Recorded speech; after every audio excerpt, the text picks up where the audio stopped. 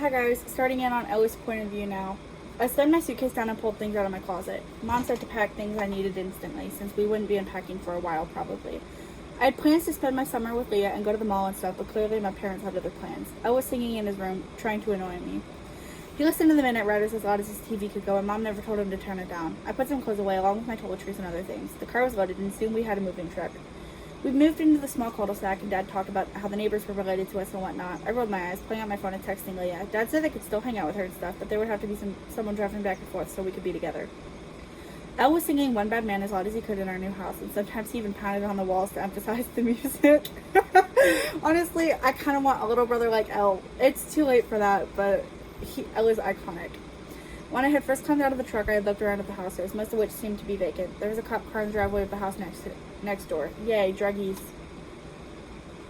Elley, you're such an asshole. You know what? You deserve everything Elle says about you. You know, fun fact about her is that when I first made her... Actually... if my special someone is watching this, I have no hate to people named Elley. When I first made Elley, she was supposed to be a good character. She was supposed to be the main character, and I actually cared a lot about her. And then I accidentally ended up making her a pick-me, and I just kind of stuck. So now I really strongly dislike Elley. It's really bad. Mom and Dad talked about how their friends lived next door, and they were excited for me to be friends with the kids next door too. I can fix that. I can fix him. I'm just kidding now. I'm just going to take out the next door because that's a little bit repetitive. I was in his new room and he was putting things away. What normal kid unpacks on night one? I said he wanted a drum set and I prayed Mom and Dad never got it for him. He would terrorize the neighborhood with his awful bandness. My mom had dark hair and green eyes and she stayed home with us kids.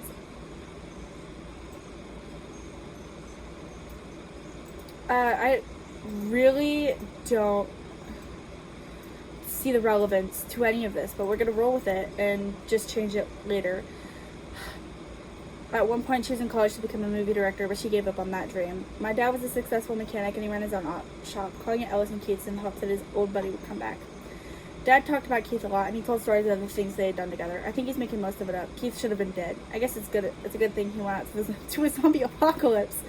Scientists had come to refer to it as the Great Apocalypse, but there's nothing great about it. I looked around at the boxes in my room. The moving truck had arrived and Dad was helping the guys carry things into the house. Slowly, each room was furnished and they all needed unpacked. I stared at the boxes that had lined up along the wall. It's only halfway through summer and it's already ruined. It'd been ruined. We sat down to eat our dinner and Dad talked to Mom about how he was thankful we made the move back. We belonged here. Maybe he did, but I didn't. I forced myself to pick through the food Mom had made, but nobody seemed to notice. It wasn't fair. They shouldn't have taken me from my friends. I had a good life in the other school. Now I'd be going to some academy where I would probably have to wear a uniform and call all the teachers professors.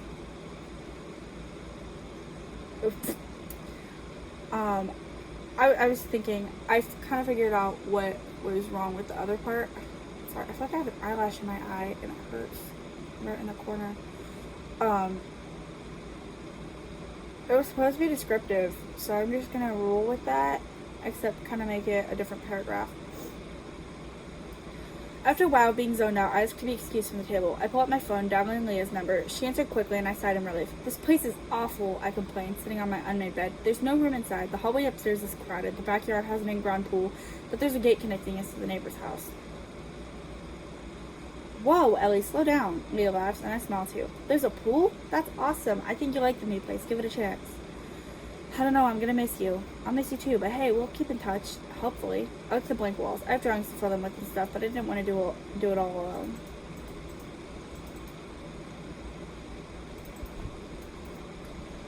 Hey, do you think you could come over tomorrow and help me unpack? You've seen everything in my room countless times, and I wouldn't mind the help.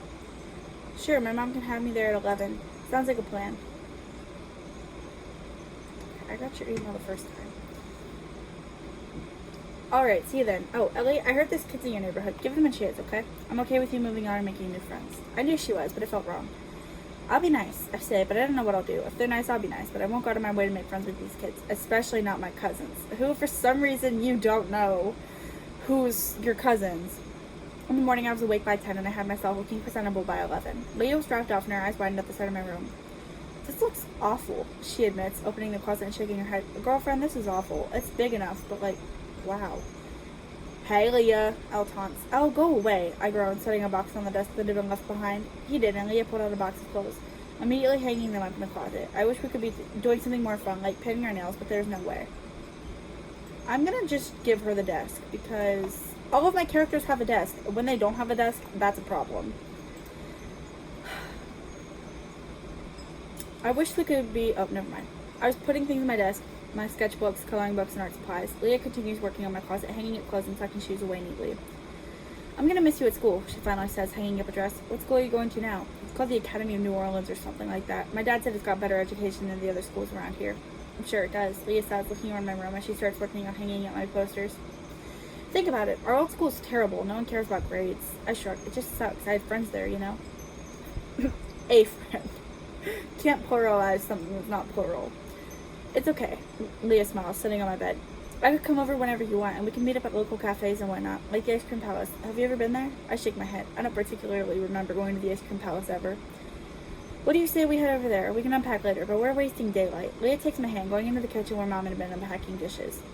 Hey, Ellie's mom, Leah asks. Mom and Dad weren't married. They could be, but Dad never proposed. Oh, damn. Okay. Quit hating on Ellis, okay? They just live together. I told Leah she could call my mom Miss Rogers. It's the same thing as anything else, but she's uncomfortable for some reason. Could we go to the Ice Cream Palace? I know we're not done unpacking, but it's summer. If we don't, we'll waste summer. I feel like I could say waste time. I don't know. I'll have to revisit that. Okay, Mom laughs, standing up and stretching. She was young when she had me, and some people frowned upon that. She's 19, so she was still technically old enough to have kids, but I guess people thought she should wait until she was older. How much do you guys need? Leah shrugs. We'll just get some ice cream cones. Should we take Elle? Mom shakes her head. Take yourselves. And he needs to unpack. He can't find his Optimus Prime, so he's got to unpack everything before we know if he left it behind. Ellis is checking the truck tonight when he gets home. I smile, and Leah and I set off for the Ice Cream Palace. We eat our ice cream and talk about how we're going to talk to each other. We promise to make a call every single day, and we'll call around 9. I can't believe my dad made me move. I sigh. It sucks. I think things will be okay. You just got to be accepting of it. I haven't seen any kids around. Are you sure you're in the right neighborhood? Who knows? We walked home together after we finished our cones, and we continued unpacking. My mom was almost entirely unpacked when Leah was picked up. My room, not my mom. Why would your mom be unpacked, girl? What? She waved goodbye, and my family ate dinner. I was almost done unpacking, having knickknacks to put away still. I spent the rest of the day, the next day, unpacking too. I still wasn't talking to my dad unless necessary. This was all stupid. He was selfish, uprooting me and Elle like that. Summer began to come to an end, and I finally saw the kids next door. There's a boy and a girl about the same age. I didn't know Nicole had a brother. I knew she had 2 younger sisters, but a brother was news to me. Mom said they weren't related, and I should go talk to them, but I didn't want to. They spent time in the pool, and the youngest one seemed like she had a lot of fun playing with the older kids. That sounds really weird. I only know the name of Nicole. Mom and Dad say she and I used to be best friends. She was pretty. I caught glimpses of her from time to time, getting the mail for her parents while she watched the kids play in the pool. She had brown hair near the roots, and her tips were about... She had brown hair near the roots, and her tips and about halfway through were black. I know what I'm trying to say. I just can't say it. I wonder why she didn't just dye her tips. The higher she went, the more awkward it looked. Her hair was also long, and it was very straight. She had light brown skin, but it looked like it was becoming slightly darker from all the sun she was getting. She got lucky in the hair department. Mine was a plain brown and it's curly. I had curly hair too, thanks to our dad, but his was easy to maintain since he was a boy. I couldn't brush my hair in the morning without it becoming frizzy, and I hated that. I also had sea green eyes coming from both of my parents. I watched the kids play in the pool for a moment before heading back into my room. Sometimes I thought about going over and introducing myself, but I didn't really want to make friends with them. I wondered who the boy was, if he wasn't their brother. He spent a lot of time over there. Maybe he was Nicole's boyfriend, but she was 11, so that was questionable. Yeah, just a little bit. I called Leah, and she answered immediately. Hey, I was thinking about introducing myself to the neighbor girl. The neighbor girl? I admit, and I knew Leah was smiling on the other end of the phone. You totally should, she says. You might be able to make a friend before school starts again. Wouldn't you feel more comfortable already knowing someone? Well, yeah, but I don't know. The girl seems kind of nerdy. I stare at the wall above my desk. I had hung up one of my recent drawings, and I sighed. Elley, you can't judge a book by its cover. You should give it a try. Maybe I will. Hey, I'll call you back. I gotta go. Bye. I hang up, resting my head on my desk. This wasn't going to be fun. Mom wanted me to go over and talk to Nicole, but I didn't want to. I wonder if Nicole remembered me. I don't remember her. I just know her name and that we used to play together because my mom told me. I glanced at the door. At my door. I should probably go get to know her, but I didn't want to. I was outside in the backyard playing with his Transformers. He found Optimus Prime, and he was always at war with my old Barbies. On the last day of summer break, I stayed in bed until noon. I wasn't sleeping. I was just laying there. When I finally got out of the bed, I had just sat at my desk to draw when Elley came into my room smiling. He was all wet, and he stood dripping on my door. dripping at my door. Not on, because the door is upwards. Howdy, Elley. What do you want? I asked, trying not to groan at the sight of him. He was running the carpet in my room. What are you doing? None of your business. I snapped, pulling my sketchbook out of the desk drawer and facing him. What do you need? Want to come over to Nicole's house? The kid's an ass and you might think the boy's cute. I'll stop it. I'm serious. You need love, don't you? He ain't Nicole's brother either. They're friends. that just kind of like makes it worse. Like, he's not her brother, by the way. They're friends, but you know, there is a possibility that they like each other, but you might like him too. I'm not interested. You're not interested either. I'm going to tell him you're being a whiny little girl if you don't come over. I'm not getting up. I just woke up. So? I would have probably been awake since 8. He was always waking up early. Come on, party please. Party please. No, go have fun playing whatever you guys are playing. Fine. Elley, it's a trail of water marking where he had gone. Back downstairs, back over to them. I sighed, rolling my eyes and pulling out a pencil. There aren't enough days in summer break. Honestly, girl, amen. I'm excited for my summer break to be ending, but I also feel like I need a little bit more time. But that's it for Elley's point of view. Next up is Brian's. I hope you guys are excited as I am.